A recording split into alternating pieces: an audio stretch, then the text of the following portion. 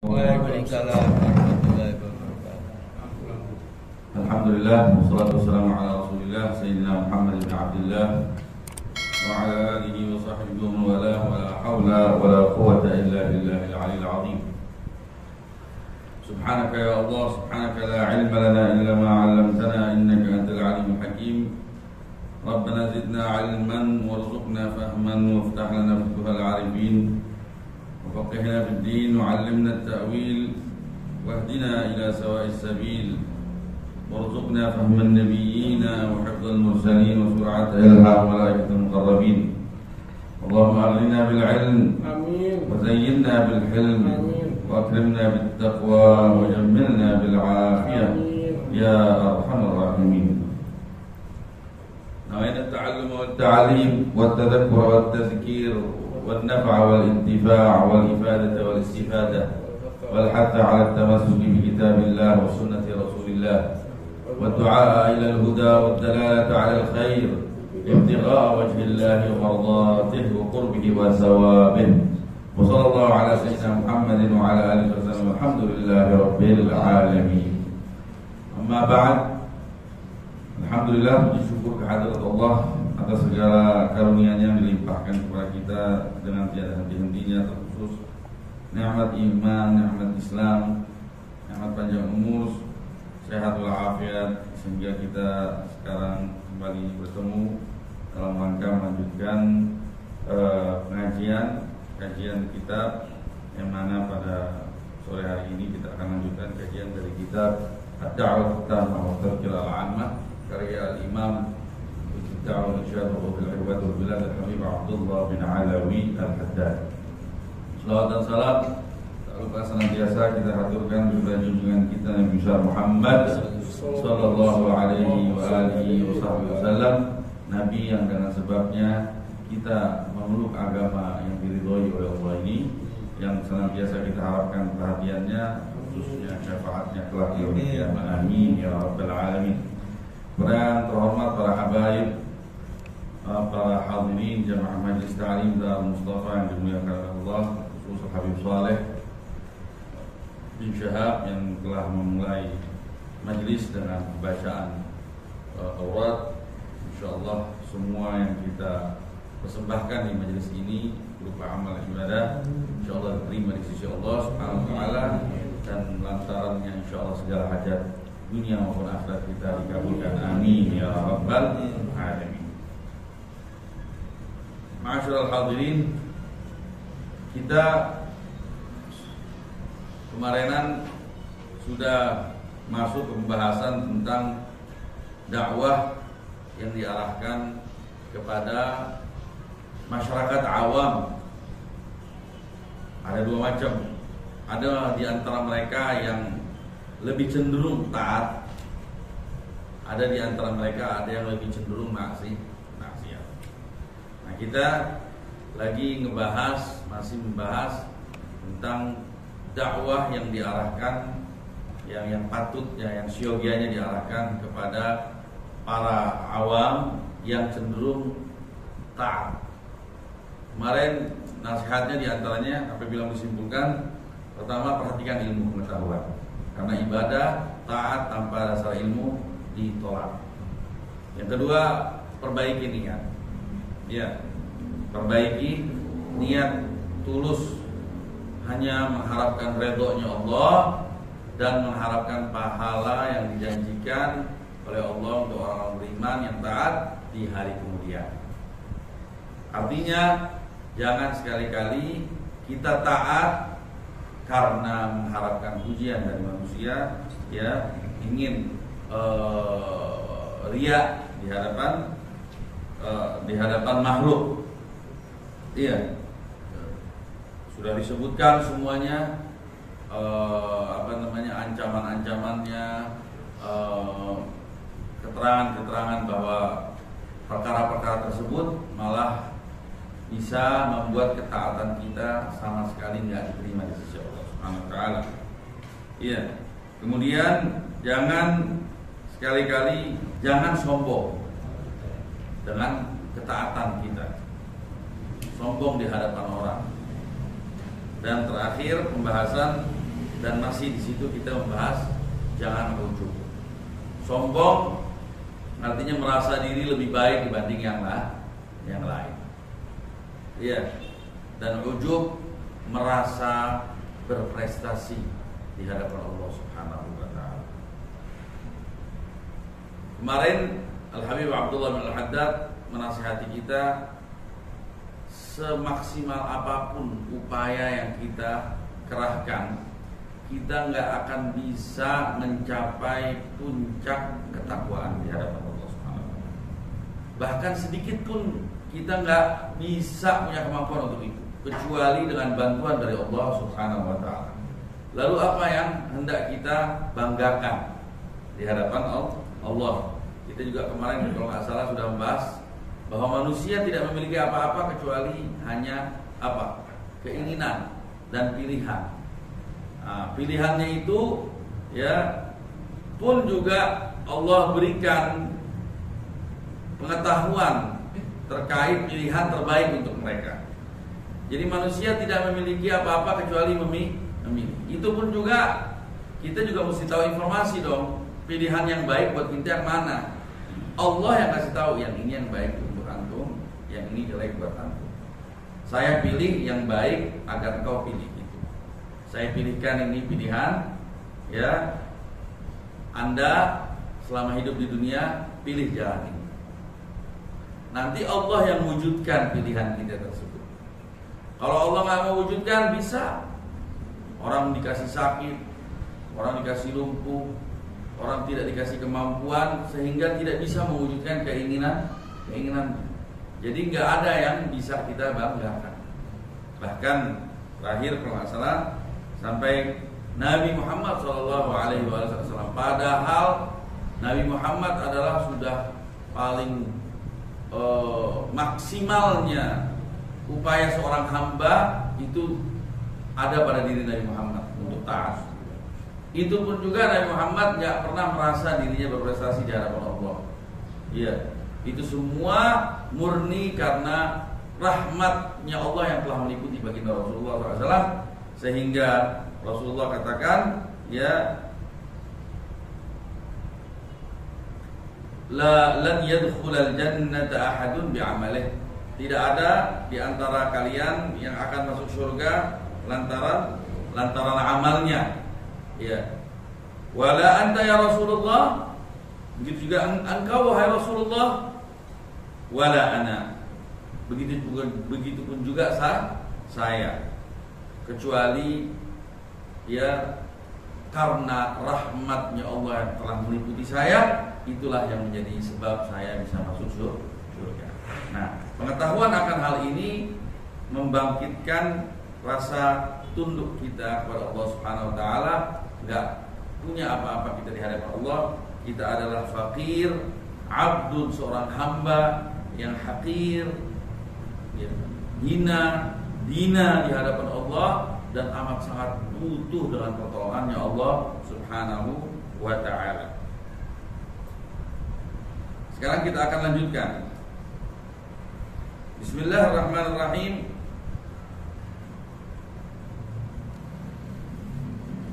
Bismillahirrahmanirrahim. Qala al-Imam Hujjatul Islam قطب الدعوة والإرشاد وغوث العباد والبلاد العارف بالله العالم العلامة الحبيب عبد الله بن علوي الحداد في كتابه الدعوة التامة والتذكرة العامة رحمه الله رحمة الأبرار وأدام لنا النفع بعلومه وبأسراره في الدارين آمين إلى أن قال رضي الله عنه وعنا وعنكم أجمعين. وحديث الرجل العابد الذي عبد الله 500 سنة في الجزيرة وأنه يوقف بين يدي الله فيقول له سبحانه وتعالى يا عبدي ادخل الجنة برحمتي فيقول بل بعمل يا رب فيأمر الله به فيحاسب بنعمة البصر فتستغرق جميع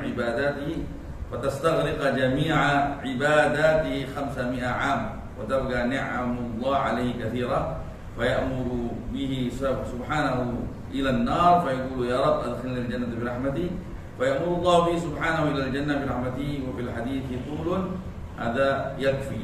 Ya, juga di antara bukti bahwa kita ini nggak punya apa-apa di hadapan Allah Subhanahu wa taala selain kisah pernyataan dari baginda Rasulullah SAW sendiri, ya, yang tadi saya sebutkan bahwa Rasulullah ya itu pun juga nggak masuk surga kecuali atas dasar rahmatnya Allah. Juga ada riwayat lain yang membuktikan bahwa kita ini amat sangat membutuhkan rahmat Allah.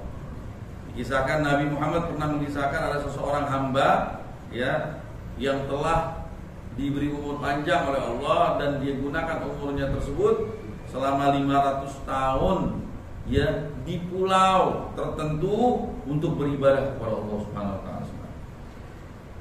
Kemudian ya dikisahkan oleh baginda Rasul sallallahu alaihi wasallam, beliau akhirnya meninggal ya. Terus dihadapkan di hadapan Allah Subhanahu wa taala. Kemudian Allah Subhanahu wa taala menyatakan, wahai hambaku, masuklah engkau ke surga atas dasar rahmat. Kemudian sang hamba berkata, bal bi'amali ya Rabb. Ya Allah, dengan lantaran amalku wahai Allah, masukkanlah aku ke surga. 500 tahun capek. Kita pengen tahu hasilnya ya Allah, ya begitu. Terus fayamullah bih, ya udah Allah perintahkan beberapa malaikat untuk memperhitungkan ya ketaatannya dia dibanding nikmat Allah yang meliputi diri. Fayhasibu bi ni'matil basar. Cukup nikmat mata aja. Apakah ibadatnya selama 500 tahun itu sudah bisa memenuhi ya melunasi budinya Allah terhadapnya, ya, sudah bisa dikatakan sebagai bentuk syukurnya dia atas nikmat mata saja. Subhanallah, ternyata setelah itu fatastaghriq jami'a ibadati 500 'am. Satu nikmat mata aja udah nenggelemin semua ibadatnya yang dia lakukan selama 500 tahun. Wa tabqa ni'amullah 'alaihi katsira, dan masih banyak tersisa nikmat-nikmat Allah yang belum dihitung untuk disyukuri dengan ibadat-ibadat tersebut. Fa ya'muru subhanahu ilan nar, kemudian Allah putuskan, ya udah masuklah engkau ke neraka. Waduh, mau hati apa? Minta maaf, minta ampun. Dia berkata, ya Rabb, adkhilnil jannata bi rahmatik. Ya Allah, masukkanlah aku surgamu dengan dasar rahmat. Wa ya'muru bi subhanahu wa ta'ala. Kemudian Allah perintahkan ya para malaikat untuk membawa dia ke surga atas dasar rahmatnya. Wakil hadis itu dan hadis ini cukup panjang. Sekadar ini sudah cukup menggambarkan betapa kita ini nggak patut kita berbangga diri di hadapan Allah Subhanahu wa ta'ala. Jangan sampai malah gara-gara kebanggaan kita itu malah kita akhirnya malah masuk neraka. Wallahiyaduh. Nah, ini tips-tips penting buat orang-orang yang insya Allah seperti kita, yang lebih cenderung ketaat. Ya. Jadi itu dia, ilmu, ikhlas, niat. Jangan riya, jangan takabur, dan jangan masih urusan ujub. Falya'lam al-'abdul muta'abbid lillah anna al-fadla lillahi 'alaihi awwalan wa akhiran wa batinan wa zahiran. Ketahuilah seorang hamba yang hendak menghamba di hadapan Allah, ketahuilah bahwa sesungguhnya karunia itu hanya milik Allah. Budi hanya milik Allah. Kita gak punya apa-apa, baik awalan wa akhiran, dari awal permulaan kita hidup, awal kita melangkah, maupun sampai akhir kita menutup mata, secara batin maupun zahir, semua hanya milik Allah. Wa ala kulli hal wa fi kulli mawtin, di setiap keadaan, di setiap tempat. Wa kaifa ma taqallabat bihil ahwal, bagaimanapun bentuknya keadaan kita berubah-ubah bentuknya keadaan kita, berubah situasinya keadaan kita, tetap itu semuanya hanya milik Allah. Falyahmadillah wa yashkur. Maka dari itu pujilah Tuhanmu itu, ya, yang maha derma, dan syukurilah nikmatnya. Wal ya'tarif bil minnah. Akui akan besarnya budi Allah Subhanahu wa taala dan nikmatnya atas kita. Wabil qusuri wat taqsir, dan akui akan kelemahan diri kita, kelalaian diri kita, amma yajib lahu minal haq, atas kewajiban yang diwajibkan kepada kita, ya. Akui kelalaian kita, bahwa kita tidak mampu mewujudkannya dengan rupa yang sebaik-baiknya. Wa minal ibadati wal khidmah, penghambaan kita, pelayanan kita di hadapan Allah penuh dengan kekurangan, penuh dengan kealpaan, penuh dengan kelalaian. Walau balagha min dzalika ma balag, walaupun Anda telah menggapai sesuatu yang luar biasa, wa intaha fihi ilaihi ma asa an yantahi, walaupun Anda sudah mencapai puncak kehormatan, iya, ente udah jadi presiden, udah jadi raja sedunia, semua orang tunduk sama antum, keadilan sudah terwujud lantaran antum, tetap kita mengaku enggak punya apa-apa. Habib Abdullah bin Husain bin Tahir Abdullah bin Husain bin Tahir itu dia sampai enggak punya waktu untuk menambah ibadah, enggak punya waktu. Sampai dia pernah dihadiahin 1 jam, ya, karena dia perhatian banget sama waktu. Dihadiahin jam tempo dulu yang dia akan setelah beberapa waktu dia akan mati kecuali diputar gitu. Terus pas digunakan diterima itu hadiah. Subhanallah, itu jam mati. Ditanya, ini jam mati, gimana caranya? Oh, diputar dulu. Oh, nggak apa-apa, balikin lagi. Anda nggak punya waktu buat muterin jam. Saking nggak ada waktu, itu masih tetap mengaku kurang di hadapan Allah Subhanahu wa taala. Qasidahnya yang populer, ya, yang kita sering kali bawakan, pertama Abis Ratib, ya Rabbana tarafna, ya Allah kami mengaku, bi annana tarafna, bahwa kami telah berbuat dosa, kami ngaku. Ya Rabbana tarafna bi annana tarafna wa annana asrafna, dan kami sudah melampaui batas, ya Allah. Ala ladha ashrafna, kita udah deket lagi nyampe ke jurang api neraka. Luar biasa, itu bentuk al-i'tiraf, pengakuan di hadapan Allah Subhanahu wa taala. Waqad balagana, kita juga dengar suatu asar, berita, ya, yang tentunya hukumnya hukum marfu. Nggak mungkin berita ini diketahui kecuali oleh orang-orang yang, oleh para nabi. Dikatakan anna lillahi malaikatan mundu khalaqahumullah ta'ala wa hum fi ibadatihi minhum al-qa'im la yarka' wal raki' la yasjudu sayd la yarfa' ila yaumil qiyamah. Allah Subhanahu wa taala, sesungguhnya Allah punya malaikat yang mana dari awal penciptaannya Allah jadikan mereka berada dalam penghambaan utuh kepada Allah Subhanahu wa taala. Di antara mereka dari awal penciptaannya ada yang berdiri, enggak pernah ruku. Di antara mereka ada yang ruku, enggak berdiri, enggak sujud-sujud. Di antara mereka ada yang sujud, enggak berdiri-berdiri. Itu keadaan berlangsung sampai hari kiamat. Fa idza kana dzalikal yaum, apabila kiamat tiba, rafa'u ru'usahum, mereka mengangkat kepalanya ke hadapan Allah ila rabbihim wa qalu subhanak, mereka berkata, maha suci engkau ya Allah, ma abadnaka haqqa ibadatik, sungguh kami tidak beribadah kepadamu dengan sebaik-baiknya ibadat, kami tidak beribadah kepadamu dengan sebenar-benarnya ibadah.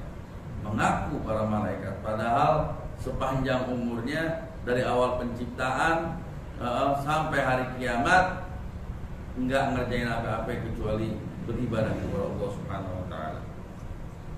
Al-athar fi dzalika bihadzal ma'na atau qarib minhu. Ya kira-kira makna dari athar yang hendak dikutip sama Habib Al-Haddad seperti itu atau qarib minhu atau yang serupa dengan itu.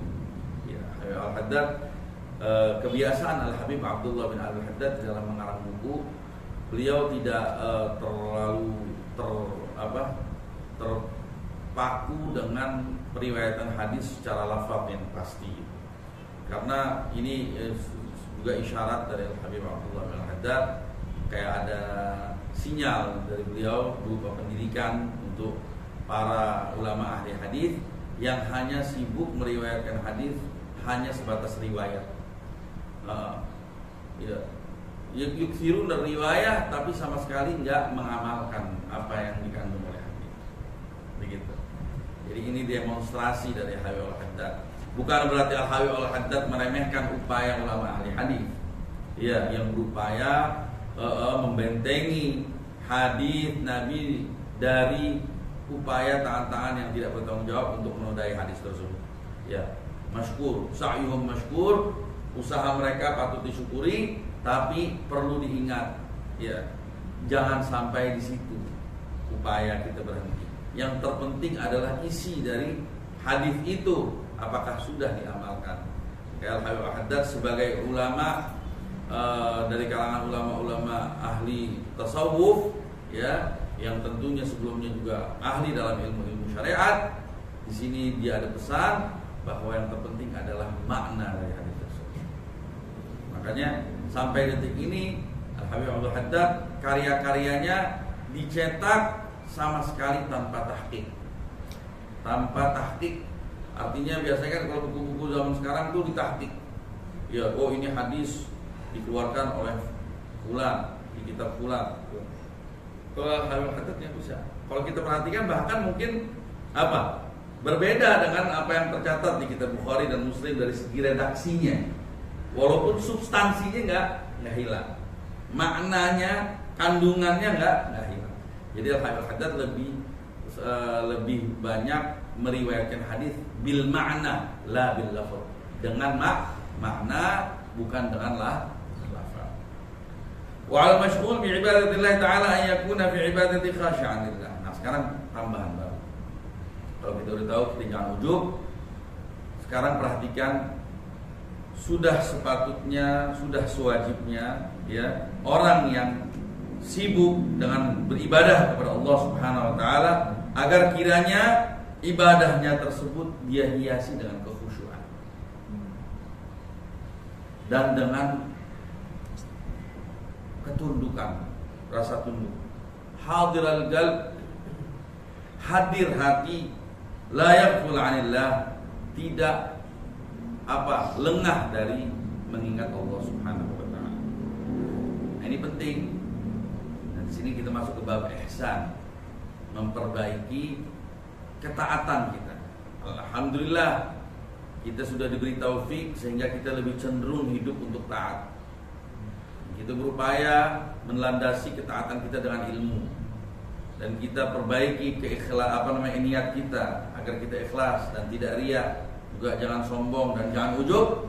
Juga hiasilah ibadahmu ini, jangan hanya engkau persembahkan kepada Allah hanya kulitnya, tapi persembahkanlah kepada Allah kulit dan isinya. Ya, isinya apa? Isi ibadat. Bukan hanya ruku, bukan hanya sujud, tapi ruku artinya juga hatinya ruku, tunduk. Sujud menghamba, bukan hanya palanya aja hanya ditaruh di bumi, tapi benar-benar ruhnya sujud di hadapan Allah Subhanahu wa taala. Sadar, hatinya sadar, di saat dia sujud, dia sadar dirinya lagi sujud di hadapan Allah Subhanahu wa taala. La yaghfal 'anillah wa la yakun mashghul adh-dhahir bi ibadatihi ta'ala. Jangan sampai secara zahir dia tersibukkan dengan ibadah kepada Allah, tapi secara batin hatinya mashghulul qalb bi haditsin nafs fi umur dunya. Hatinya sibuk dengan bersitan-bersitan hati yang mengajaknya memikirkan urusan-urusan dunia, wa ahwal ma'ash, dan urusan-urusan penghidupan, wa dzikrin nas, bahkan mungkin mengingat salah satu dari kalangan makhluk atau manusia, fayakun bidzalika musiil adab, ditakutan akhirnya malah jadi kurang ajar di hadapan Allah ma'a rabbi haitsu ya'budu, di saat kita beribadah. Kita beribadah tapi hakikatnya malah kita jadi kayak kurang ajar Allah Subhanahu wa taala. Wa ya'malu bi dhahiri duna batin. Beramal untuk Allah hanya dengan zahirnya, tidak dengan batinnya. Wa bi jismihi duna qalbi, dengan fisiknya tidak dengan hatinya. Fil hadis, sedangkan Nabi Muhammad dalam hadis berkata, innallaha la yanzuru ila suwarikum wa a'malikum. Sesungguhnya Allah tidak melihat ya kalian dari rupa-rupa kalian dan dari amal-amal zahir kalian. Walakin yanzuru ila qulubikum, tetapi Allah menjadikan, yang Allah lihat adalah bagaimana hati kita di saat kita beribadah. Ya. Terakhir, satu paragraf lagi. Khusyuk, hadir. Yang kedua, wa kadzalika yahdhar minal amal ma'al ajalah. Jangan buru-buru. Jangan buru-buru. Hati-hati dalam beramal, jangan sampai-sampai kita terburu-buru. Wa qillat ta'anni, kurang penghayatan, kurang hati-hati.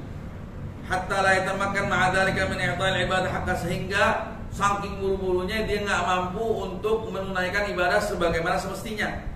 Dari perkara wajib, min wajibin aw masnunin mutaakkid, atau dari perkara wajib atau perkara sunnah yang memang dianjurkan sangat. Mithal ladzi yurattil fi qiraa'atihi wa la yatadabbar, seperti halnya orang yang lagi membaca Al-Qur'an ya, tapi dia enggak menghayati isi kandungan Al-Qur'an. Wa la yatma'in fi ruku'ihi, atau dia di saat ruku tapi dia enggak ada itmi'nan, enggak ada tumakninahnya. Wa i'tidali wa sujud, di saat i'tidal, di saat sujud, di saat duduk, di antara dua sujud enggak ada tumakninahnya. Fala yahsulu bidzalika min salawati wa qiraati ala ta'ala wa nafi', sehingga apa yang dia lakukan hanya sebatas menggugurkan kewajiban tapi enggak berefek sama sekali berupa manfaat yang dia bisa nikmati di saat hidup di dunia ataupun nanti kelak di akhirat. Ya, inna salata tanha 'anil fahsya'i wal munkar, di antara manfaat salat bisa mencegah pelakunya dari perbuatan keji dan munkar. Tapi kalau dilakukan dengan cara yang seperti itu, efek positif sholat nggak akan dirasakan. Walaupun mungkin tuntutan kewajibannya udah warubama tabtul, bahkan bisa jadi ibadah kita jadi batal. Bisa berdzalika min asliha. Ya, sebab keterburu-buruan itu batal dari dasarnya memang. Idza akhalla min habi wajib, tatkala kita menyalahi rukun-rukunnya atau syarat-syaratnya yang menjadi perkara wajib, fayakunu qad talabbasa bi ibadatin ghairu sahihah, sehingga seseorang ini malah beribadah dengan ibadah yang tidak sahih, fayakhruju minha, sehingga dia keluar dari ibadah tersebut dalam keadaan penuh dengan dosa, ma'zuran ghairu mahmud, tidak sama sekali terpuji, wala ma'jur, dan tidak mendapatkan pahala. Jadi ini poin-poin penting yang harus kita ketahui. Ya, mungkin timbul pertanyaan, Beb, ada sebagian habaib riwayatnya manaqibnya dia satu hari baca Quran khatam sekian kali khatam dan lain sebagainya. Ya, mereka bisa seperti itu karena mereka melangkahkan kakinya dengan cara seperti ini dulu, baru mereka meraih keberkahan waktu. Mereka dahului dengan pelan-pelan, lama-lama cepat pun nggak hilang kesadarannya. Jangan mau ngikutin aulia di nihayahnya, di ujungnya. Ikutin aulia dari awal langkah dia melangkah, ya, dari awal langkahnya, di situ yang kita ambil contoh. Mereka mendahului ibadahnya dengan cara seperti ini, apa yang dinasihati oleh Habib Abdullah bin Al-Had. Nanti Allah kasih keberkahan dalam waktu. Allah kasih keberkahan. Bahkan mereka ada di antara mereka sekali nafas udah bisa mengucapkan salah satu zikir dengan jumlah yang ribuan. Nah itu udah keadaan yang udah di luar nalar kita, dan itu udah di luar kebiasaan manusia pada umumnya, dan itu adalah keberkahan yang Allah berikan kepada mereka. Ya, saya kira sampai di situ dulu kajian kita. Yang terpenting adalah poin-poin yang tadi tuh. Itu dicatat tuh. Ilmu, terus ikhlas, niat, terus jangan riya, jangan sombong, jangan ujub, terus tadi ya jangan khusyuk, penuh khusyuk dan penuh kerendahan hati, ya artinya hadir hati kita. Dan yang berikutnya jangan buru-buru. Nanti berikutnya insya Allah nasihat-nasihat berikutnya kita akan bawakan di kesempatan berikutnya di waktu dan tempat yang sama insya Allah. Kurang lebihnya mohon maaf. Allah semua kita diberi taufik, hidayah, inayah dari Allah Subhanahu wa taala sehingga kita bisa mengamalkan apa yang kita baca, apa yang kita dapati berupa nasihat dari para awliya Allah Subhanahu wa taala, dari baginda Nabi dari Allah Subhanahu wa taala. Amin ya rabbal alamin. ربنا انفعنا بما علمتنا رب علمنا الذي ينفعنا رب فقهنا وفقه أهلنا وقرابات لنا في ديننا مع أهل القدر وأنثى وذكر ربي وفقنا ووفقهم لما ترتضي قولا وفعلا كرما وارزق الكل حلالا دائما وأخر الأتقياء علماء نحظى بالخير ونكبر كل شر ربنا أصلح لنا كل الشؤون وأقر بالرضا منك العيوب واقض عنا ربنا كل الديون قبل أن تأتينا رسل المنون واغفر واستر أنت أكرم من ستر وصلاة الله تغشى المصطفى من إلى الحق دعانا والوفاء بكتاب فيه للناس شفاء وعلى الآل الكرام الشرفاء وعلى صحب المصابيح القرر اللهم اهدنا بهداك واجعلنا ممن يسارع في رضاك ولا تولينا وليا سواك ولا تجعلنا ممن خالف أمرك وعصاك وحسبنا الله ونعم الوكيل ولا حول ولا قوة إلا بالله العلي العظيم وصلى الله على سيدنا محمد وآله وسلم الحمد لله رب العالمين صلاة الفاتحة. أعوذ بالله من الشيطان الرجيم بسم الله الرحمن الرحيم. يا ربي يا نبي نديك جود عليا قلبي ناديك رجع ندمان لك يا رحمن توب عليا ورجعني ليك. يا ربي يا نبي نديك جود عليا قلبي ناديك راجع ندمان لك يا رحمن توب عليا